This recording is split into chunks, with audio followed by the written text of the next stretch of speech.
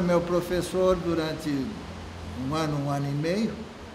Daí eu fui recebendo uma série de influências diretas dele como professor. Depois, por uma coincidência do mundo, eu vim ser advogado dele quando ele estava preso. Quer dizer, eu fui aluno dele e depois ele foi meu cliente. É o cara que eu acho que, se tem alguma influência para o Olho Vivo colocar, é o Boal.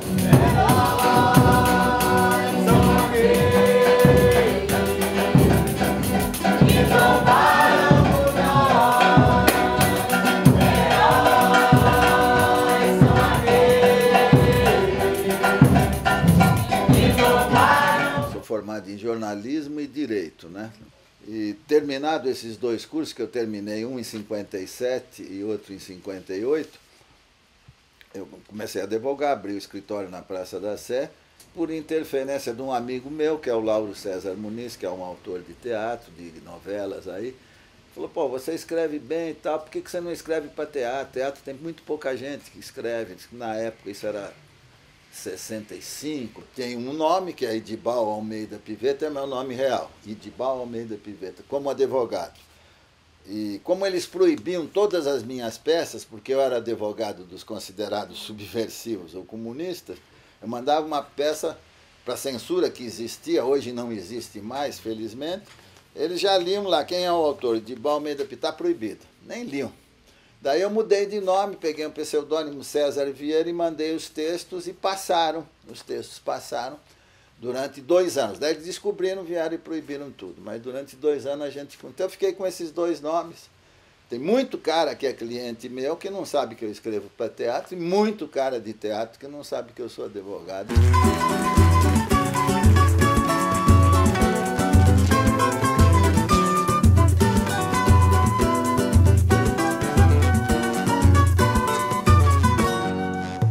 Essa é a nossa bandeira, bandeira simples, de uma só cor, vermelho, sangue.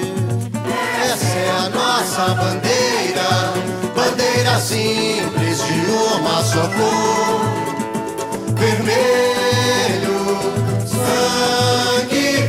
Cortada pela Maria do Mangue, a dobra cercida pela Joana da Vera. Então, em conversa com o pessoal que estava montando uma peça minha, que se chama, né, existe até hoje, tem sido montada até hoje, chama Evangelho segundo Zebedeu, que conta a história do Antônio Conselheiro, da Guerra de Canudos, né, dentro de uma linguagem de circo. Em vez de contar a história de Vida, Paixão e Morte de Nosso Senhor Jesus Cristo, nós contamos a Vida, Paixão e Morte do Antônio Conselheiro. O grupo resolve fazer espetáculo nos bairros e começa a se apresentar com o Evangelho segundo Zebedeu, se apresentar em clubes de futebol de várzea, sociedade de amigos de bairro, praças públicas, igrejas, colégios, associações de pais e mestres, nos bairros populares, indo com essa peça, o Evangelho segundo Zebedeu, e depois passa aí com um espetáculo chamado Corinthians, Meu Amor, que é de minha autoria. Esse espetáculo foi um grande sucesso, ficou muito tempo em cartaz, pelo Teatro Casarão. E na mesma época montava o Teatro do 11, que depois virou Teatro Popular União Olho Vivo, montava o Evangelho segundo Zebedeu. Esses 2 grupos começaram a conversar o que eles estavam fazendo. Tinha sido êxito, né, de crítica, de público, os 2 espetáculos, mas eles também se sentiam meio incomodados e pensavam em fazer teatro para o povo. E fazer teatro para o povo no centro da cidade, no Bexiga, ou no Ibirapuera, onde ficava o circo do 11 de agosto, onde o Corinthians também se apresentou nesse circo, era um negócio muito difícil que o povo frequentasse. Era visto pela classe média, pelo estudante, o que é muito bacana, mas povão mesmo muito pouco. Então esses 2 grupos, conversando sobre isso, discutindo sobre isso, resolvem se fundir, os 2 se transformar num grupo só. A proposta era fazer peça com autores brasileiros, com raízes nossas, falando da nossa vida cultural brasileira. Aí nasceu o Rei Momo. O Rei Momo era a história do Brasil em ritmo de samba. Sou cidadão samba, sou fascista capoeira, Sou cidadão samba. Sou de Madureira. Então ele começa indo, por exemplo, para Vila Maria, foi a estreia do Rei Momo, na Vila Maria, e o grupo pensava o que ele ia fazer em teatro popular. Só que não era bem aquilo, porque chegar num bairro com um cenário grande, com figurinos difíceis, que eram figurinos de escola de samba e tal, não deu muito certo. Como levar isso para a periferia? O primeiro dia foi um caos total. Mas eles foram fazendo 10, 15, 20, 30 espetáculos no bairro, como tinha sido montado para ir ao bairro, na visão nossa, na visão do grupo. Só que muita coisa não funcionou. Então, dessa apresentação para o público popular, da conversa com esse público popular, foram modificando o Rei Momo. A cada espetáculo que a gente fazia, modificava-se a peça. Estreou com 2h30. Quando ele termina no bairro, ele tem 55 minutos e tinha cortado as cenas muito faladas, tinha cortado as cenas que usavam muito apetrechos de escola de samba, estandartes, etc. E feito uma peça simples, quase direta, mas ao mesmo tempo poética e esteticamente bem feita.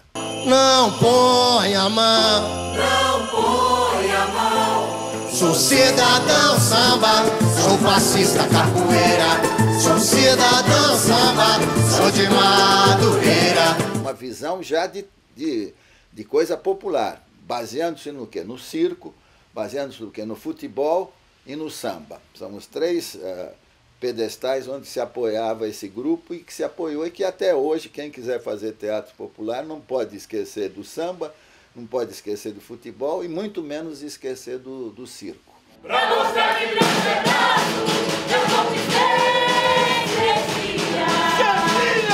Tentei falar de aço, mas conquistei Cecília. Ai, ai, Cecília. Ai, ai, Cecília. Pra mostrar que meu pedaço eu conquistei Cecília. Tentei falar de aço, mas conquistei Cecília. Ai, ai, Cecília. Ai, ai, Cecília. Ai, ai, Cecília. Ai, ai, Cecília. Passou a se chamar Teatro Popular União e Olho Vivo, que existe até hoje. Olho vivo por quê? Porque o Dom Pedro I, quando fechava os bilhetinhos dele, gostava de governar muito bilhetinho. União Olho Vivo, minha gente. Os elementos do Teatro do 11 saem, em sua maioria, e vão se agregando pessoas dos bairros, atores, atrizes dos bairros, que pela primeira vez vêm num teatro como a União e Olho Vivo e que querem participar desse grupo de teatro. Então eles começam acompanhando o grupo, e o grupo que no início, quando ele passa a ter o nome de Teatro Popular União e Olho Vivo, ele tinha entre 30 pessoas, 20 classe média e 10 populares, ele inverte, né?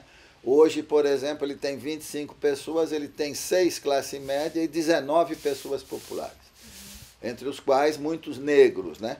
Fazendo papéis principais, né? Eu estou há 21 anos no grupo, eu conheci o Olho Vivo na periferia de São Paulo, né? Pode ser aquelas coisas quando o circo passa e você acaba ficando deslumbrado.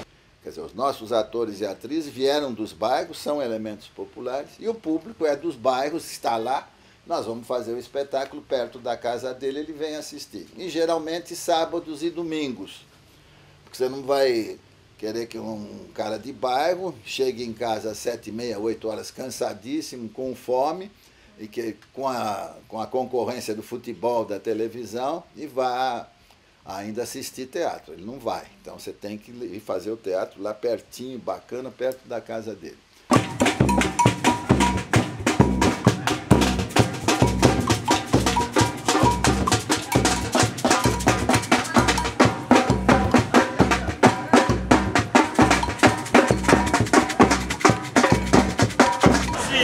Punch, repõe a bola em jogo, corta Zé Cabaço, passe curto para a Vassourinha que levanta na área.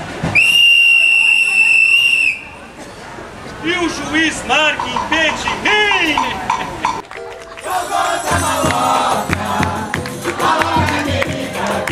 Então que nós fazemos, que a nossa vida.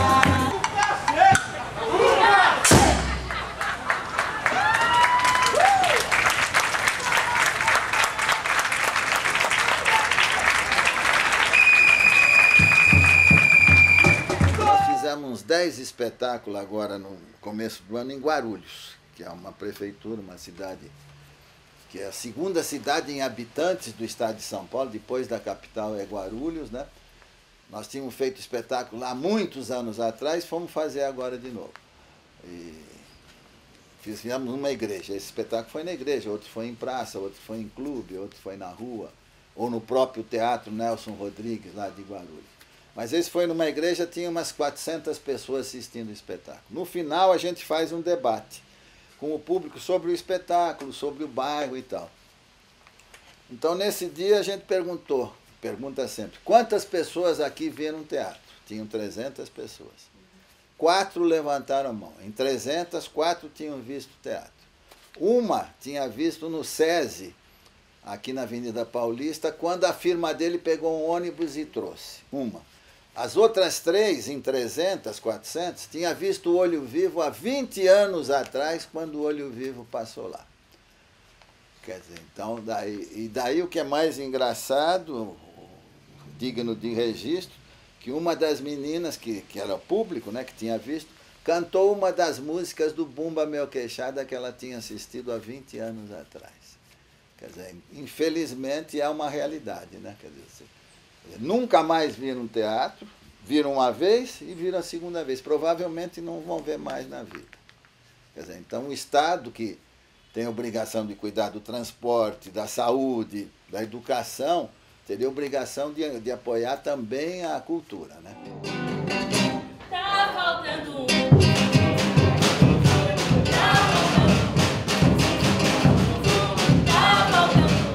papelada foi embora, não apareceu, nós vamos sair sem ele. Tá faltando papelada foi embora, não apareceu, nós vamos sair sem ele. Tá faltando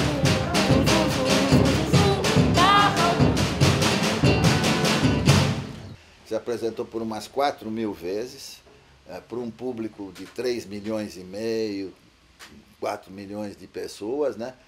A maioria desses espetáculos nos bairros populares. Acho importantíssimo que exista o teatro convencional. Agora, quando você fala numa praça pública, onde você vai ter em 100 pessoas 30 caras que beberam, você vai ter 10 cachorros correndo para lá e para cá, vai ser os caras andando que vão parar, ver 5 minutos e depois eles têm que ir trabalhar, têm que fazer outra coisa. Público totalmente diferente. E o time, por exemplo, de um grupo de teatro popular é um time mais rápido, mais dinâmico, mais explícito do que do teatro convencional. Com todo o respeito ao teatro convencional, que tem que existir, é bacana que exista. Agora, a sua forma de se apresentar é diferente. A proposta do contexto de que põe o público também na ação do espetáculo, você não tem aquela coisa do teatro italiano, todo o cenário lá, todos os personagens lá e aqui é só público. União faz muito isso de pôr o público dentro do seu espetáculo, que você interfira, que você participe, isso é muito rico.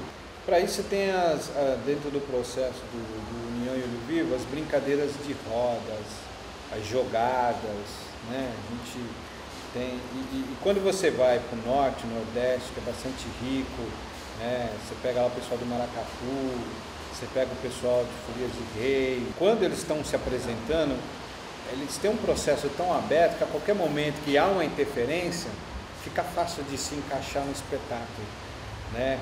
E ao mesmo tempo, se aquela pessoa sai, continua, não atrapalha.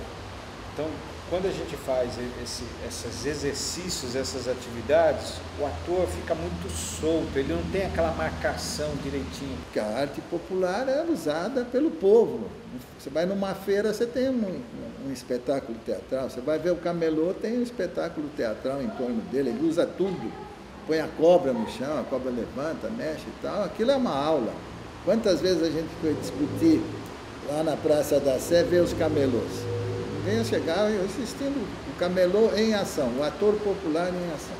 Vou dar um exemplo, a gente tinha um espetáculo contava a questão do Adoniran Barbosa, e tem uma cena de futebol. Então, às vezes, na rua aparecia um bêbado uma vez, querendo ali jogar futebol e tudo mais. Pô, na hora o juiz sacou o cartão, deu um amarelo para ele, advertiu ele, ele ficou no canto. Aí no segundo momento ele volta de novo. Aí deu um vermelho, ele falou, porra, mas agora você vai me expulsar, tá expulso. Ele não voltou mais em cena, entendeu? Se há alguma intervenção, a gente consegue lidar com ela, seja qual for. E os exercícios de roda, de cirandas, de jogadas, de capoeira, maculelê, isso são exercícios abertos. Tudo em cima da música, todos os nossos espetáculos, mesmo quando a gente não pensava em ir para bairro, eles trazem a marca da música, né? E da música popular.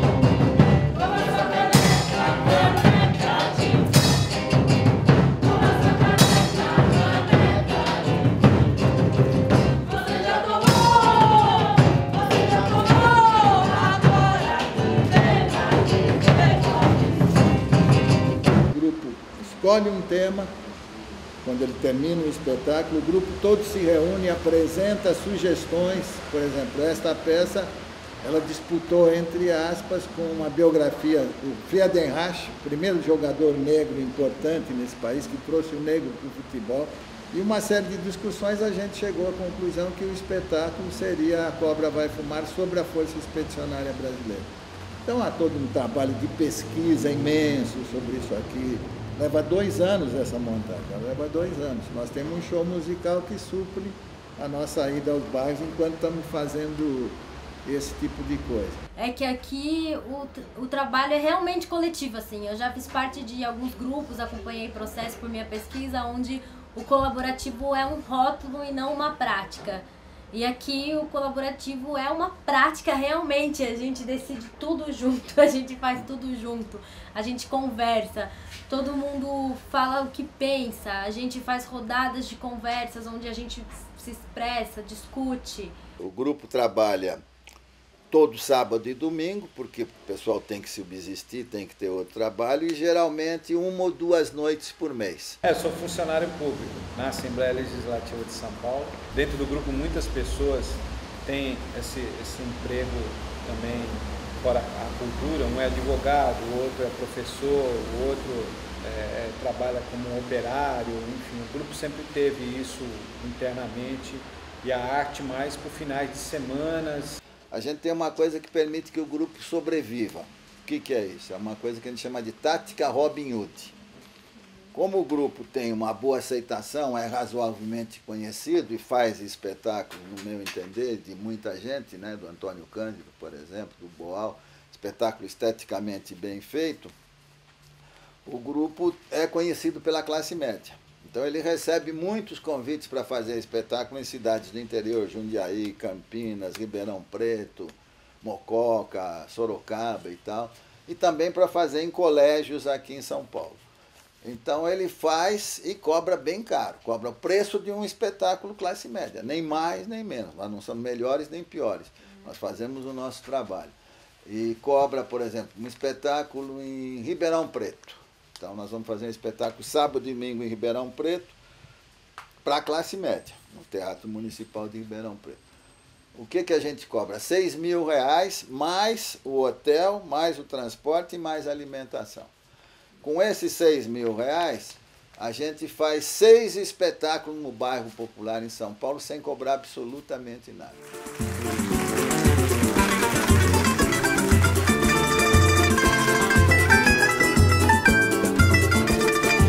Eu sou aquele que disse, e como disse não nego, levo faca, levo chumbo, morro solto e não me entrego.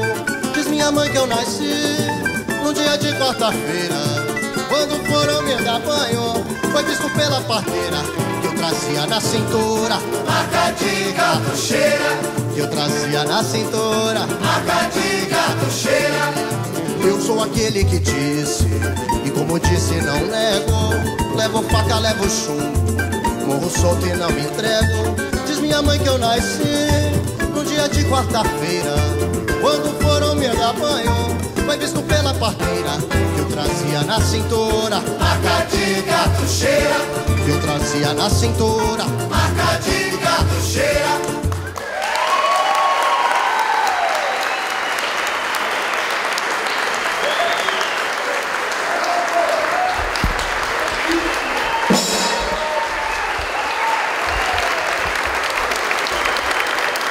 Felizmente agora tem muitos grupos fazendo teatro em bairro, que eu acho muito importante, porque o teatro sempre foi uma arte de elite, né? E com essa abertura ele existe, né? E o maior dramaturgo de todos os tempos, que chama William Shakespeare, coloca como os personagens mais importantes o povo, né? É sempre o bufão, o palhaço, o gozador da corte e tal, e isso é muito importante. Porque naquela época, por incrível que pareça, o teatro era feito, os nobres assistiam e o povão assistia também, e a maior parte dos atores era distração popular. Atores, cantores do Shakespeare, como depois o Garcia Lorca fez isso na Espanha através de um teatro no qual a gente tem muito a ver, que chamava Barraca, do Garcia Lorca, que fazia, levava tudo, transformava uma igreja num teatro, transformava uma praça num teatro, um campo de futebol num teatro. É onde a gente faz normalmente, né? Não existe lugar difícil para quem faz teatro popular. Acho que essa coisa do teatro de grupo é importante historicizar bastante, que pra gente que começa a fazer teatro de grupo agora, a formação de grupo é uma coisa que vem muito natural. Eu acredito que o modelo do Olho Vivo inspirou muitos grupos de teatro. Então eu acho que todo mundo que faz teatro de grupo hoje, trabalha com processo colaborativo, trabalha com criação coletiva, tem um pouquinho de Olho Vivo, que começou essa história quando tinham pouquíssimos grupos de teatro aqui. Essa coisa hoje a gente está vendo mais, assim, dos grupos quererem difundir a obra, ir para a periferia e mostrar o que faz. E isso começa com o Olho Vivo, né? Bom, eu acho que o teatro é um negócio que tem que ser em todas as ditaduras, né, desde os romanos até hoje, foi a arte mais perseguida. Em todo lugar. Na Espanha fascista do Franco, na Alemanha nazista, na Itália do Mussolini, e no Brasil de Vargas, né, no Brasil da Revolução, entre aspas, de 64, o teatro é direto, né? Eu, por exemplo, não lembro da minha primeira namorada, mas lembro da primeira peça de teatro que eu vi. Quer dizer, se tem um inimigo tão poderoso que elege o teatro como seu grande adversário, é porque o teatro deve ter mesmo, e tem condimentos para que ele colabore para a melhoria da situação do ser humano. Sou cidadão samba, Sou fascista capoeira, sou cidadão samba, sou de Madureira, sou cidadão samba. do samba sou cidadão, Não põe a mão, não põe a mão. sou cidadão samba, sou fascista capoeira, sou cidadão samba, sou de Madureira, sou cidadão samba, do samba sou cidadão, não põe a mão, Não põe a mão. eu sou do território livre da avenida, risco faca na roda do asfalto, não põe a mão. Olha que eu não ligo muito pra vida, minha passarela é o beco da Constituição, ao lado do barraco do Zé Tição. De dia mexo com reboque cal, de noite eu que toco berimbau, no trabalho ou no tijolo e cimento, na quadra faço alegria do lamento, mas não põe a mão, não põe a mão, não põe a mão, não põe a mão. Sou cidadão samba, sou fascista capoeira, sou cidadão samba, sou de Madureira, sou cidadão samba, do samba sou cidadão, não põe